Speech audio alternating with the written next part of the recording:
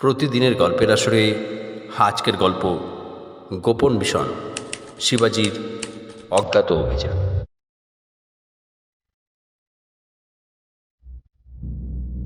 সাল ১৬৬৫। পুরান্দার চুক্তির পর মুঘলদের হাতে কিছু দুর্গ তুলে দিতে হলেও শিবাজি মহারাজ কখনোই পুরোপুরি আত্মসমর্পণ করেননি। তার মন সদা জাগ্রত ছিল কিভাবে মারাঠা সাম্রাজ্যকে আরো শক্তিশালী করা যায়। সেই সময় এক গুরুত্বপূর্ণ সংবাদ আসে তার কাছে। দিল্লির মোগল শাসকের এক সেনাপতি মীর জুমলার কাছে এমন একটি মানচিত্র রয়েছে যেখানে মারাঠাদের ভবিষ্যৎ পরিকল্পনা সম্পর্কে গুরুত্বপূর্ণ তথ্য রয়েছে। এই মানচিত্র যদি মোগলদের হাতে থাকে তবে মারাঠাদের জন্য বিপদ আসন্ন। শিবাজি তার সবচেয়ে বিশ্বস্ত কিছু যোদ্ধা বাহিরাজি নায়েক, বিষ্ণুদাস ও গুপ্তচর তানাজি মালুসরেকে সঙ্গে নিয়ে ছদ্মবেশে মুঘল দুর্গে প্রবেশ করার পরিকল্পনা করে। মিশনটা ছিল অত্যন্ত ঝুঁকিপূর্ণ। তারা নিজেদের মুসলিম ব্যবসায়ী সেজে দুর্গে প্রবেশ করে, কারণ দুর্গে কোনো বহিরাগত সহজে ঢুকতে পারত না। তবে দুর্গের ভেতরেই ছিল এক বিশ্বাসঘাতক যে গোপনে মোগলদের খবর দিচ্ছিল।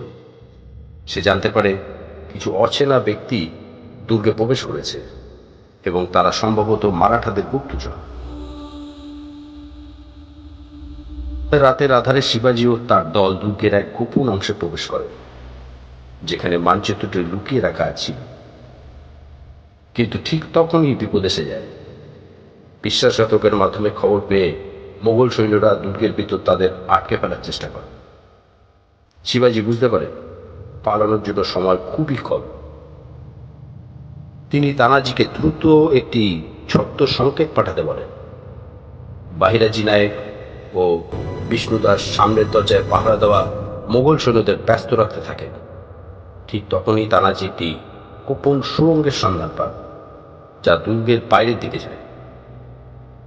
এই সুড়ঙ্গের অস্তিত্ব সম্পর্কে খুব কম লোক জানত, তবে শিবাজি আগেই এর কিছু সূত্র পেয়েছিল। তারা দ্রুত সেই পথ ধরে পালানোর চেষ্টা করে, কিন্তু ঠিক তখনই বিশ্বাসঘাতক তাদের পথ আটকায়। সে ছিল দুর্গেরই এক তারকা, নাম ছিল ইকবাল খান। ইকবাল খান জানত শিবাজি ধরা পড়লে মোগল সম্রাট অরঙ্গজেব তাকে বিরাট পুরস্কার দেবেন, কিন্তু শিবাজির উপস্থিত বুদ্ধি তাকে আবারও রক্ষা করে।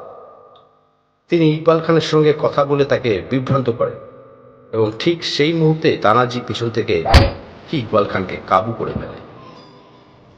কিন্তু এখানেই বিপদ শেষ হয়নি। তারা সুড়ঙ্গের মুখে পৌঁছানোর আগেই একদল মোগল সৈন্য সেখানে এসে হাজির হয়। শিবাজি আর তার দল জানতেন এখন যুদ্ধ অনিবার্য। তারা 3 দিক থেকে আক্রমণ শুরু করেন।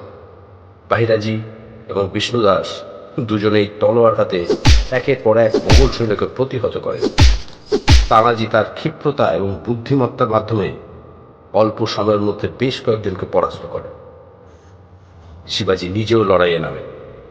তার তলোয়ারের কোপে একের পর এক সৈন্য মাটিতে লুটিয়ে পড়তে থাকে। এই তীব্র লড়াইয়ের মধ্যেও শিবাজি ও তার দল সুড়ঙ্গ পথে প্রবেশ করতে সক্ষম। মোগলদের বিভ্রান্ত করে তারা দ্রুত সুড়ঙ্গ দিয়ে বেরিয়ে যান এবং একটি নির্দিষ্ট জায়গায় পৌঁছে তাদের অপেক্ষারত ঘোড়াগুলোর সাহায্যে দুর্গ থেকে বহু দূরে চলে যান। শিবাজি শুধু মানচিত্র উদ্ধার করেই ক্ষান্ত হননি।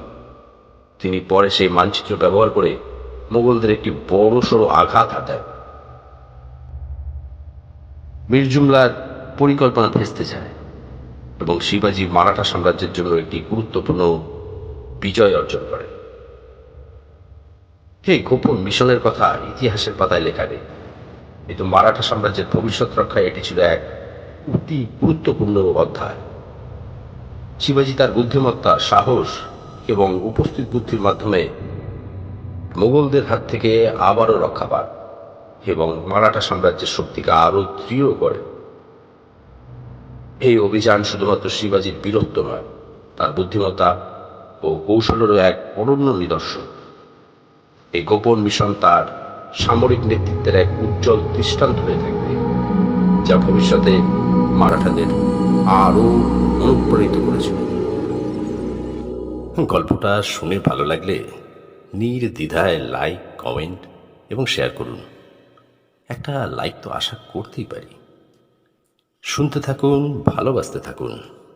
নিয়মিত নতুন নতুন গল্প শুনতে আমাদের YouTube channel one day suspense আজই সাবস্ক্রাইব করুন।